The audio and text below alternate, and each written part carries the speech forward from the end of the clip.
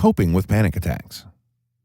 If you have panic attacks, it may help to comfort you that you are not alone. You're not even one in a million. In America, it is estimated that almost 5% of the population suffer from some form of anxiety disorder. For some, it may be the infrequent panic attacks that only crop up in particular situations, like when having to speak in front of others, while for other people, it can be so frequent and recurring that it inhibits them from leaving their home. Frequent panic attacks often develop into what medical physicians refer to as an anxiety disorder. There are many ways of coping with an anxiety disorder. Some may not work for you, but others just might. It helps to know some of the most common coping techniques for dealing with panic attacks when they begin. Your first step is to recognize when a panic attack is about to begin. When you have enough of them, you start to really pay attention to the tingling sensation, the shortness of breath, and the disconnection from the real life around you. Many people I talk to wonder what that disconnection is like. They have a hard time understanding it. Those of us who have panic attacks are all too familiar with it. It's like you can look at a solid object and see that it is there. You know it's there, but a part of your mind doubts that it really is there. You may find yourself reaching out to touch that object just to be sure. You feel like you're not a part of the world around you. It's as if you are just a spectator in your own life with no control over anything around you. Believe me, this is a horrible feeling. How do you combat panic attacks? So how do you start trying to combat your panic attacks? What if I told you the trick to ending panic and anxiety attacks is to want to have one? That sounds strange, even contradictory, doesn't it? But the want really does help push it away. Does this mean that you should be able to bring on a panic attack at this very moment? Absolutely not. What it means is that when you are afraid of something, in this case, a panic attack, it will more than likely appear and wreak havoc. When you stand up to the attack, your chances of fending it off are much greater. If you resist a situation out of fear, the fear around that issue will persist. How do you stop resisting? You move directly into it, into the path of the anxiety, and by doing so, it cannot persist.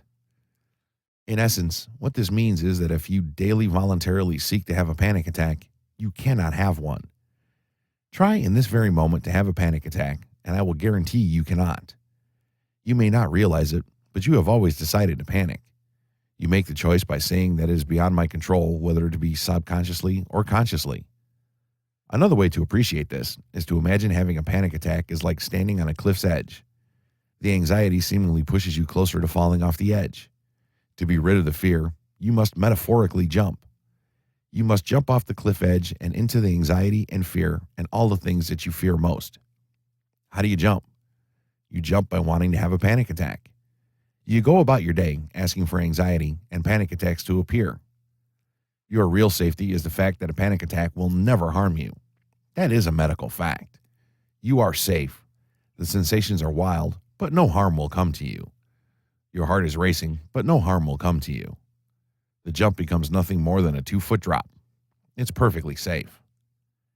Anxiety causes an imbalance in your life whereby all of the mental worry creates a top-heavy sensation. All of your focus is moved from the center of your body to the head. Schools of meditation often like to demonstrate an example of this top-heavy imbalance by showing how easily the body can lose its sense of center.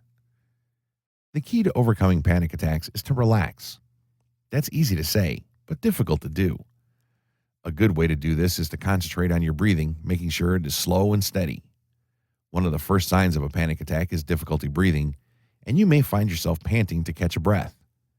When you focus on making those breaths even, your heart rate will slow down and the panic will subside. Breathing more slowly and deeply has a calming effect. A good way to breathe easier is to let all the air out of your lungs. This forces your lungs to reach for a deeper breath next time. Continue to focus on your out breathing, letting all of the air out of your lungs, and soon you'll find your breathing is deeper and you feel calmer.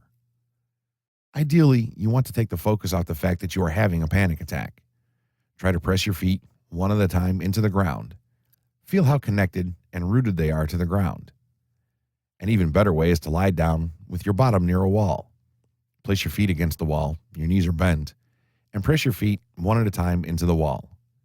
If you can breathe in as you press your foot against the wall and breathe out as you release it, it will be more effective. You should alternate between your feet. Do this for 10 to 15 minutes or until the panic subsides. Use all of your senses to take full notice of what you see, hear, feel, and smell in your environment. This will help you remain present. Panic is generally associated with remembering upsetting events from the past or anticipating something upsetting in the future. Anything that helps you keep focused in the present will be calming. Try holding a pet, looking around your room and noticing the colors, textures, and shapes. Listening closely to the sounds you hear. Call a friend, or smell the smells that are near you. Many people strongly advocate aromatherapy to deal with panic and anxiety. Lavender can have an especially calming and soothing effect when you smell it. You can find essential oil of lavender at many stores. Keep it handy and take a sniff when you start feeling anxious. Try putting a few drops of lavender essence oil into some oil, olive or grapeseed oil will do, and rub it on your body. Keep a prepared mixture in a dark glass bottle for when you need it. You can even prepare several bottles with a small one to carry with you.